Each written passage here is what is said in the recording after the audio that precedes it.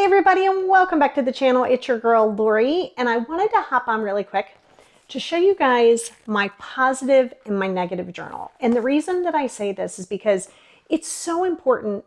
Listen, I'm happy that you're going to be journaling regardless. If you're like, listen, I only want to do it in one journal, that's fine. I'm going to tell you why I like it in the two journals is what I recommend for all of my clients as well, is because if you're just journaling in one space, right? You're just kind of taking everything out of here and putting it down, which is still good, okay? But it's even better if you break it down into positive and negative thoughts.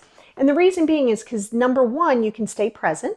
It forces you to stay more focused in the present space. Number two, it helps you differentiate that everything in your brain isn't as stressful because it's not all in one space. This does not mean that your sadness isn't real or that the things that you're going through isn't real. It is, which is why you want to give it its own book. Now, I like pretty colors. You can literally get just spiral notebooks. It's not that deep, but I like pretty colors and I like different things on the front of them.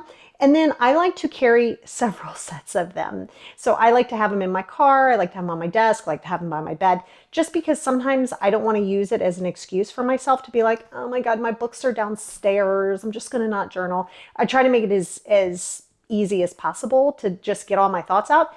And don't panic if you're like, oh my gosh, I keep writing like 5 negative journals and I've got like 2 pages of the positive journals. And that's fine, because this is going to help you understand if you're a chronic negative thinker.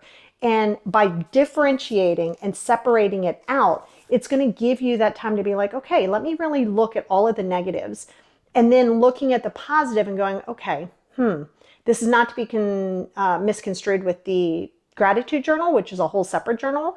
And I'm the kind of person that I have a data dump journal by my bed. I have my positive negative journal and I have my gratitude journal, and then I have notes, right? So it just, listen, it works because if you have ADHD, you need to, and I do, along with anxiety, it's nice to be organized, and it's fine. I mean, you don't have to have big ones. You can have really big ones if you want, but giving yourself the space, do not say that you do not have the time. You have all this time to run it through your brain on a regular basis. That's all you do is think and obsess. So we can start looking into putting it out there. And when you start writing everything down, don't panic and be like, oh my gosh, what if I manifest it?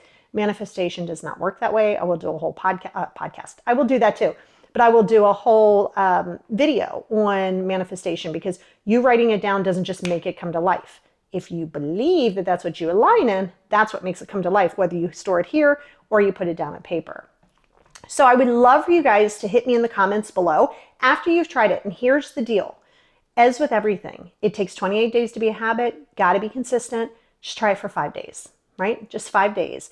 You got to make the time for it. Do it morning, do it evening. You don't have to go out and buy 3 or 4 sets. I chose to do that, but you can just have one set that you can carry with you. These are small enough if you put them in like a backpack or anywhere that you have to go for the day.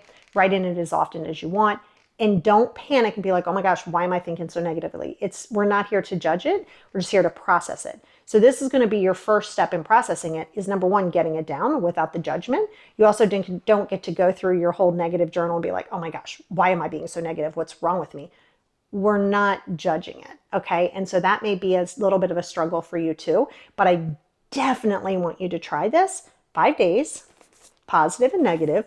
Don't panic if you're like, wow, for 5 minutes, I need to go get another negative journal. That's fine, okay? But that's why I always recommend 2 separate journals, because it really helps you stay present.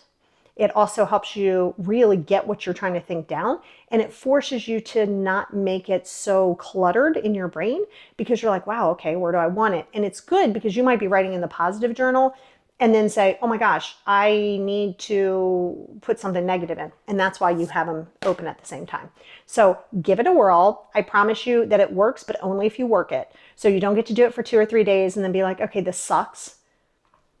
Then, as with any tool, whether you get it from me or anybody else, tools are only as good as what you use them. And if you say, I don't feel like doing it, well, then that becomes a you issue, right? And so remember the difference between people who are what we call successful versus people who want to be successful is the people who are successful do the things that most of us don't want to do, and they do it first, right, in their day. And that'll be a whole different video. But it is important to know that just because you don't feel like doing it, that's when you need to do it. All right. So give it a try. Let's talk about it down here in the comments. If you have any questions on the positive and negative journal, there's no such thing as doing too much journaling. So yeah, happy journaling.